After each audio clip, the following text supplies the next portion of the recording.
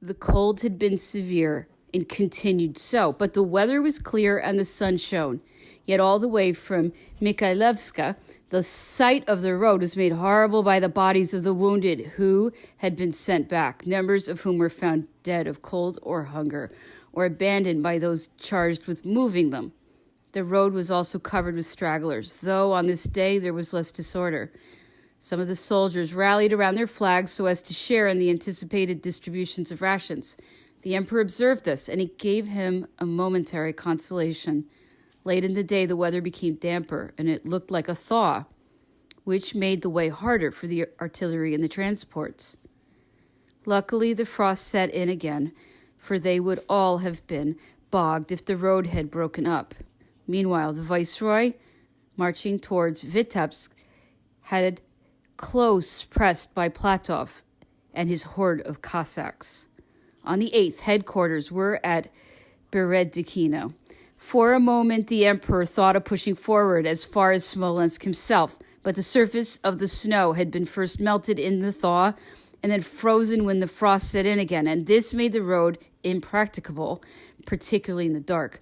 The fear that by leaving he might draw swarms of stragglers after him and so cause disorder in the night at Smolensk made the emperor decide to wait till the following day, and in this he was well advised, for even those on foot were hard put to it to hold the road. Nearly everybody traveled on foot. The emperor followed the march of the guard in his carriage, accompanied by the Prince of Neuchatel. But he got down 2 or 3 times a day and went on foot for a while, leaning sometimes on the prince's arm, sometimes on mine, sometimes on one of his aides-de-camp. The road and the strips beside it were covered with the bodies of wounded men who had died of cold and hunger and want. No field of battle ever bore so fearful an aspect. Yet, as I say, in spite of our misfortunes and these scenes of horror, the sight of the spires of Smolensk showing through the clear weather and lit with sunlight had put heart even into those most weighed down with misery.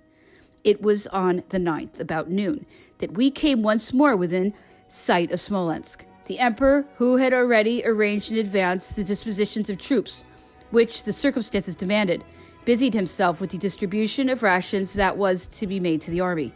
Unfortunately, the state of the stores bore no relation to his hopes or to the general need, but so few men had rejoined their units that we were able to satisfy all who had done so. That was what really mattered, for these brave men deserved every encouragement. Their number, alas, was not very great. The governor, General Charpentier, who had known of our retreat only 5 days before, had done all he could to beg for the rear guard and supply their other needs, and everything had been sent to them as fast as it was made up. He had a few bakers, and the rapid movement of the army had prevented his executives, who in any case existed virtually in name alone, from making arrangements for baking in advance. Thus we could not take full advantage even of such resources as a town could have furnished. Everyone thought of his own safety, and to march as quickly as possible seemed the great secret of escaping danger. Many officers, even those of high rank, quite destitute, set an example in this general rout, and, leaving their units, ran by themselves to the head of the column to get something to eat. Our arrival and stay at Smolensk were notable for the fresh disasters which befell the emperor and the army, for one may justly call disastrous an affair which, in addition to exposing our flank, deprived us of the reinforcements of fresh troops, which should have restored the morale of our men and checked an enemy as exhausted as ourselves. The emperor must have been counting on Barragay de Lié's corps, which, come fresh from France, he had ordered to take up position on the road to Yelnya. But the advance guard of this army occupied a weak position at Lyashevno, under the command of General Augereau, who had made a bad survey of his ground and worse disposition of his troops. He was surrounded on November 9th, attacked and taken prisoner. Seeing that he had put out no guards, the enemy, who had had him under observation and were also kept informed by the peasantry, took advantage of this omission, and General Augereau, with more than 2,000 men, surrendered to an advance guard of the Russians, of which he should have taken more than half his prisoners, if only he had remembered the name he bore. This reverse was a disaster on more counts than one.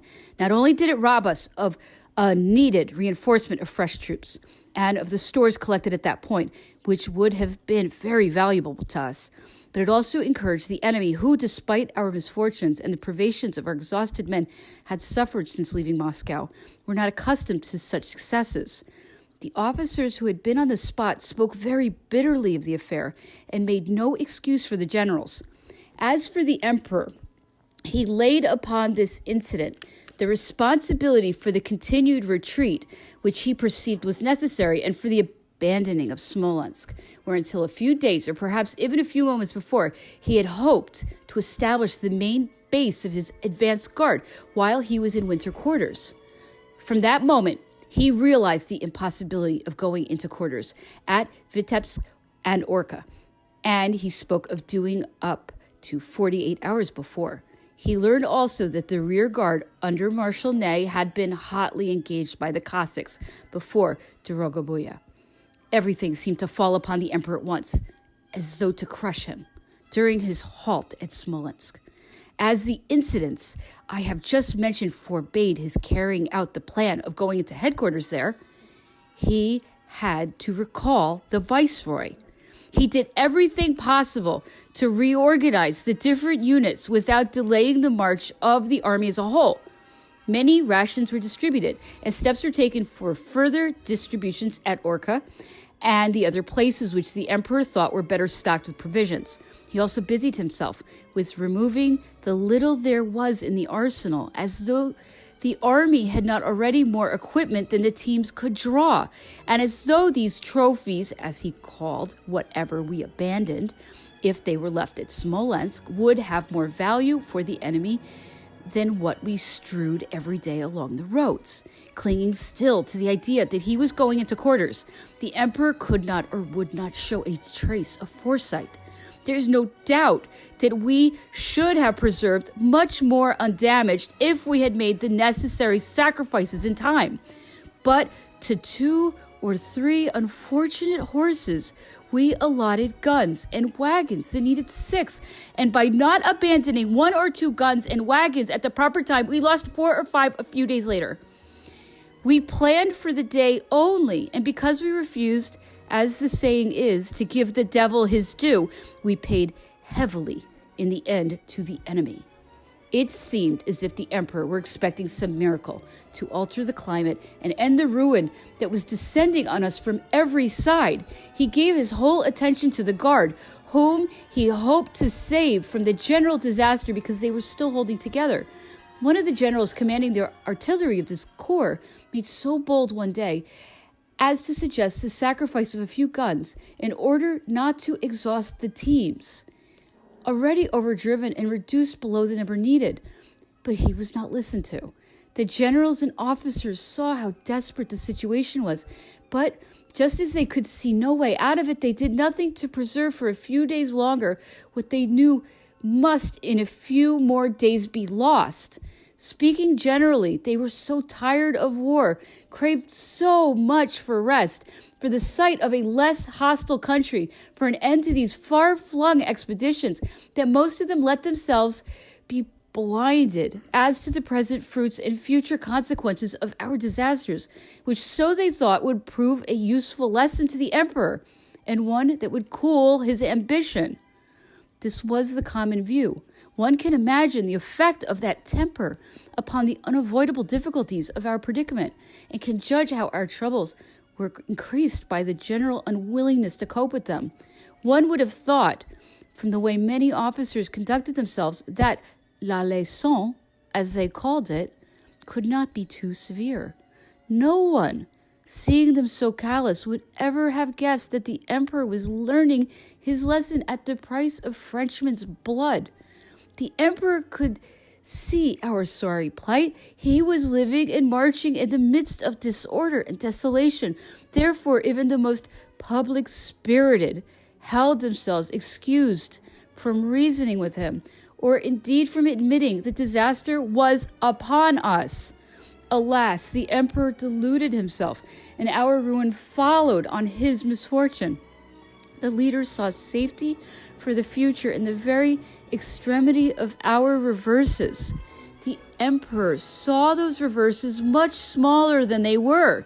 He still actually believed that he was coming to the end of his losses, that he would be able to halt and reorganize the army.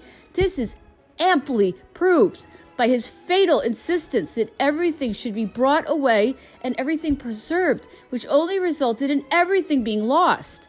Fortune had so long showered him with favors that he could not believe she had now deserted him.